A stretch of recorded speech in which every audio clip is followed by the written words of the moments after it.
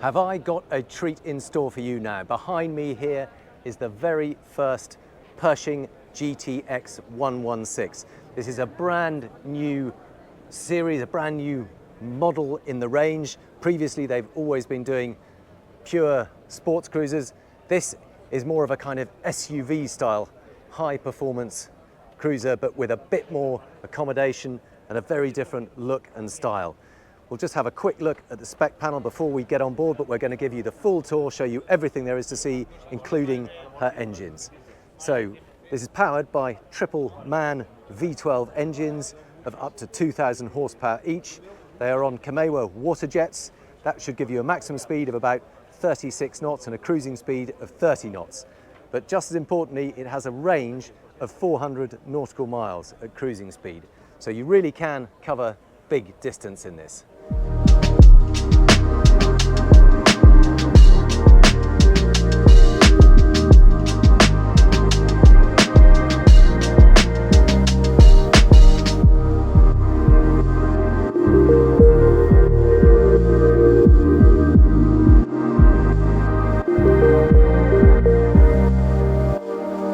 Here it is then, the new Pershing GTX116. Very first hull number one.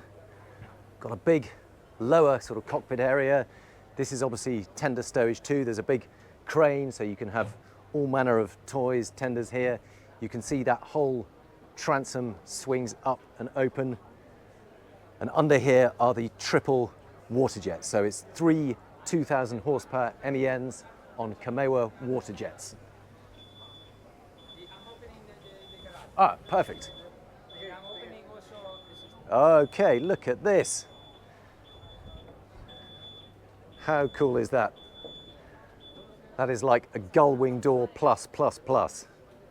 Super cool. And then the garage they're opening too. Absolutely all the toys. That is one of the largest garage doors I've seen on any yacht. But here we go. Now, when I said all the toys, I was not kidding. We have got a Williams jet tender. I can't quite see what model it is, but that's a pretty sizable one. Do you know which? The 565. 565. Perfect. That's very neat that that slides in there. And also we have the big Sea-Doo big with the three-seater. Three-seater seated. My goodness. And then you have the tender slides out. Right. Okay, with the rails. And Yeah. then we have the crane. It will launch in the water. So the tender slides out to here, then the crane picks it up, swings it out and over through the very stylish gates. Yes. Very cool. And as a secondary option, you Yep. can add the one more. So this is the big platform, but the Yep. platform become a passerelle. Right. So it become also a swim level. Swim.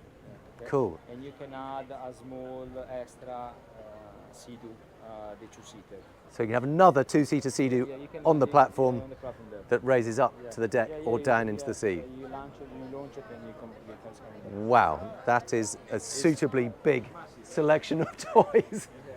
Pershing is enjoyment, it's fun, so it's very close to the water, so you need to have. I like it, I like it. So it's all about the fun, all about the entertainment. You've got to have the toys to make sure once you get there at high speed, you've got everything to play with. Right, let's crack on and have a look through the yacht. So moving up to the raised cockpit area, there's a big sunbed here. There are fridges on both sides. Always got a cold drink to hand. Big table here, dining. You can have a couple of lower coffee tables if you want to. There's a bar area where you can get your drinks all served here. And then tucked in one corner, we've got a day head. So again, really sensible when you come in from the water, you've got a day head in this open sort of beach club cockpit area. Now, the other unusual thing about this is it's got an asymmetric design. And what we mean by that is that over on the starboard side, the saloon, the interior, goes all the way out to the beam, the full beam of the boat. There's no side deck on that side at all. Whereas on this side, there is a really generous walkway. And you can see we've got we've got rather noisy music going on apart from anything else. But there is a really generous walkway here, and this whole bulwark folds down to create a terrace over the sea. So as well as being a passageway up to the bow, that is also a really cool sociable area that folds down, and you'll see that there is a door that opens out from the saloon in there. So you've got full access, you've got a perfect view out over this platform from inside, as well as a really well protected walkway up to the bow area. Now we've got glass in this section here, adds a bit more protection as you make your way forward. There's a side gate here if you need access from onto the dock, and then a lovely foredeck area up here. Now this is very much what they call the second beach club, because every bit as fun and usable as the aft beach club. And this is a jacuzzi style hot tub under here. At the moment we've got these sunbed cushions on it, but if you lift those up you'll find there is a full beach club under there, and all the technical kit is right forward at the bow here with that very distinctive squared off nose and a proper ship's bell. So you can see why they might call this a second beach club. It's got all the sun pads, you've got the hot tub, you've got plenty of space to chill out. Now here is the bridge deck area. You can see there's a bit of shading over that just to make it sure it doesn't get too hot. And if we look down this side, you'll see what I mean by the full beam. So there is a small walkway here, and that allows the captain to come out, have a look over the sides. That is the bridge deck. But from there backwards, it is full beam, and that's all inside space.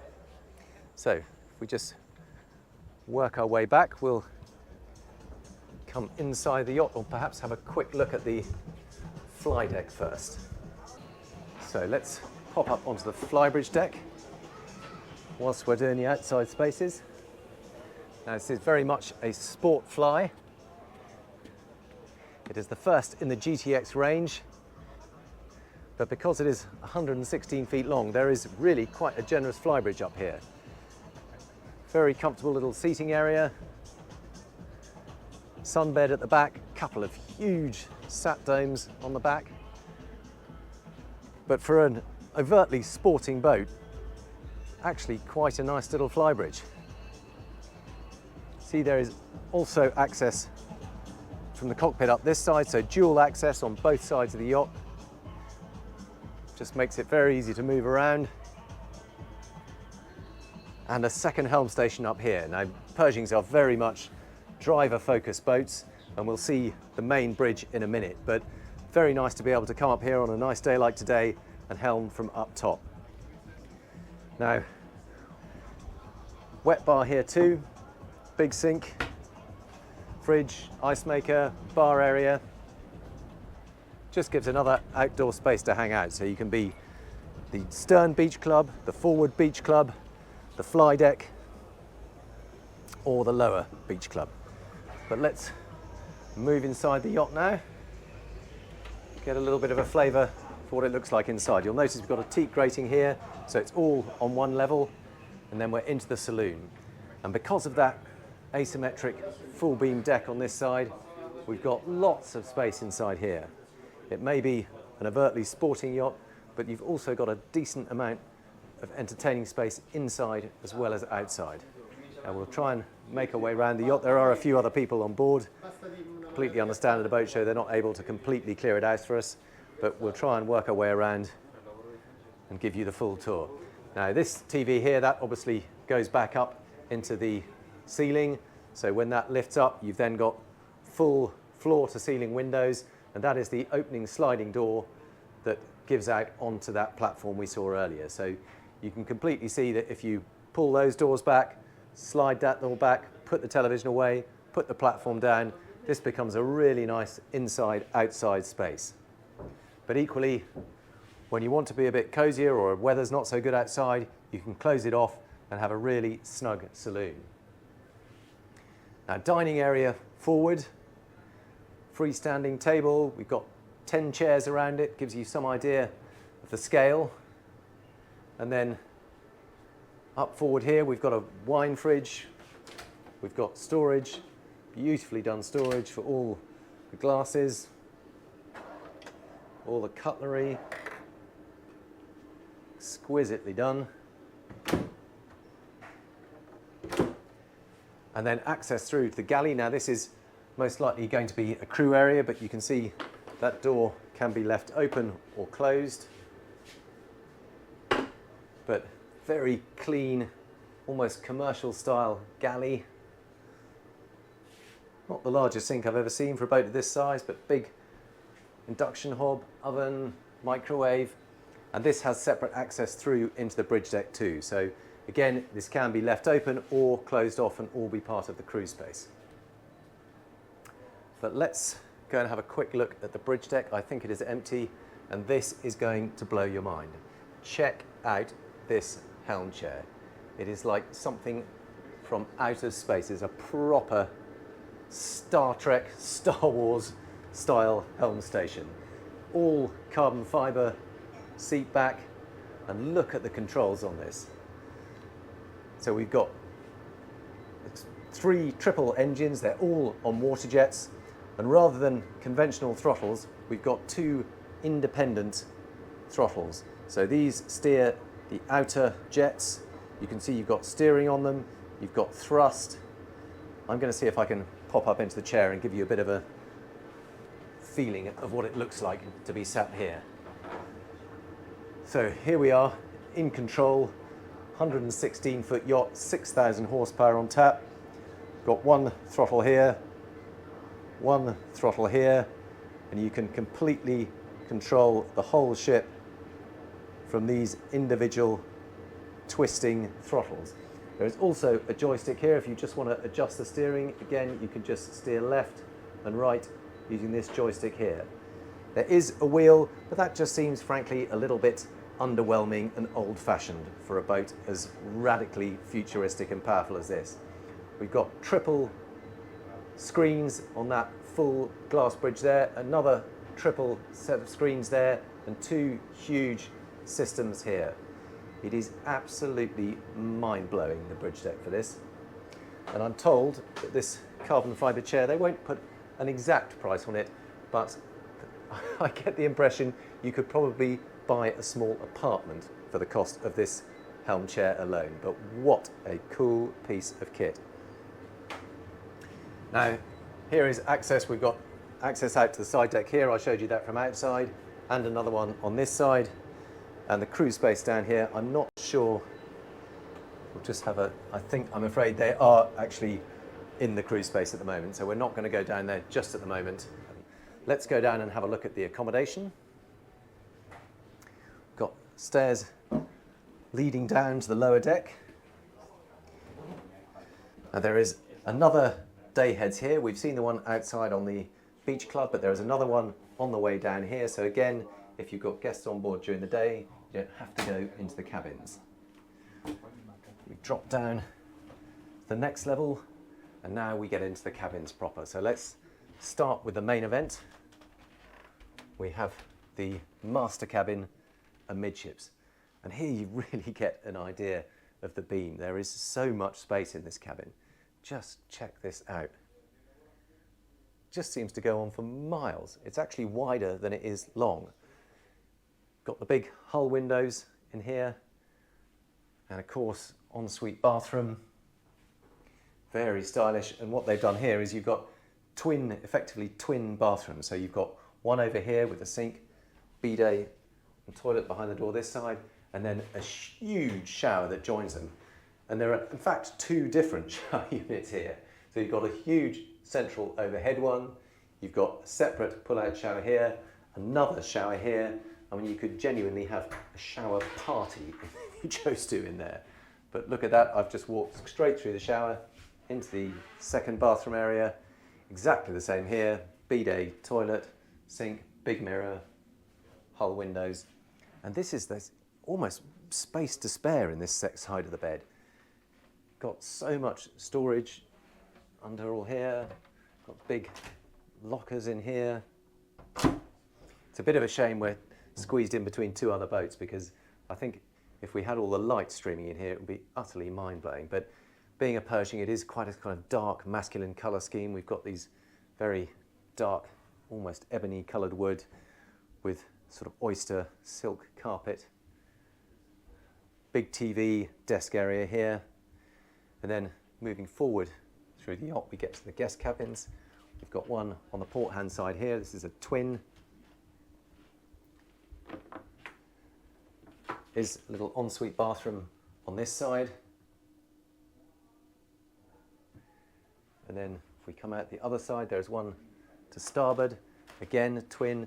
The beds are across the beam of the boat. Quite unusual on a boat of this style to have them across the beam, but plenty of length. Doesn't feel cramped at all. Again, a really good size hull window. Ensuite bathroom. All of them ensuite, all of them comfortable, all with this very high contrast interior finish. Some rather lovely curves, if you notice here, that even though it's just a part of the lobby area, just adds a bit of visual interest as you move forward. And then two more cabins forward. These are the doubles, and that looks like a 6 foot wide bed. That's a really good sized double there. Again, facing across the beam into the boat. I'd have been tempted to reverse it so the bed looks out through the window, but maybe because it's a little bit higher up in the hull, they've decided you wouldn't be able to get much of a view, so have it facing in. You can then have a TV on the bulkhead. Another ensuite bathroom here, all with the same designer sinks and taps. Very cool. Obviously, separate loo compartment. It's not completely separate, but very discreetly tucked away around the corner. Small sort of vanity desk area here, and then exactly the same on this side. Mirror image, another big bed, big double, ensuite bathroom. Storage space behind the mirrors or behind here. Oh, there we go. Lots of storage behind there. But all in that high contrast, muted, very sporty, slightly masculine colour scheme. Right, let's make our way back up, back out into the cockpit area. And now we might just ask if it's possible to have a look in the engine room. Do you know, is it possible to see the engines? Perfect. This looks like the main man. Okay, so this is access down to the engine room. It's concealed in the cockpit coaming. Thank you. Fantastic. Now that's quite a civilized way to get down. No climbing down vertical ladders here. We've got a proper little circular staircase. So this looks like a sort of two-deck engine room. We've got all the electric panels here, and then it drops down another level. My goodness, that looks like possibly a water maker. A little bit hard to tell, it's all so busy, but this is where the real action starts to happen. Here are the triple MAN engines. Now the two outer ones raised slightly above the central one. That's just reflecting the natural V shape of the hull. So you've got the central one a little bit deeper on the center line, and then the two big outside engines. Whoop, missed a step there. There's not an enormous amount of headroom. Have to crouch a little bit to fit between them. And then if we look further back, I don't know if we're really going to get a chance to see the water jets. I think they're so tucked away down there that I'm not going to be able to creep in there, but you can see the shaft running out of the engine there to the big water jets, and they suck the water in and blast it out the back, and that's what gives the propulsion. And they tend to use that because it just creates less drag. You've got less stern gear in the water, so you tend to get more performance for the same amount of horsepower. It also gives you really good maneuverability. You can steer the nozzles and actually give you a bit more maneuverability by steering the nozzles themselves. The only downside is that they can tend to sound a little bit busy when you're just going at slower speeds, but that is the main area. Well, that has been quite something to see. The very first Pershing GTX116. I hope you've enjoyed it. It's a little bit of a whistle-stop tour. I just managed to squeeze it in at the end of the show, but a real privilege to see around something quite as unique and powerful as this. Do please let me know what you make of it. I'd love to see your comments. Obviously, it's quite rare to look around a boat of this size and speed and something quite different. So thank you very much for watching. I hope you've enjoyed it, and I look forward to seeing you on the next one.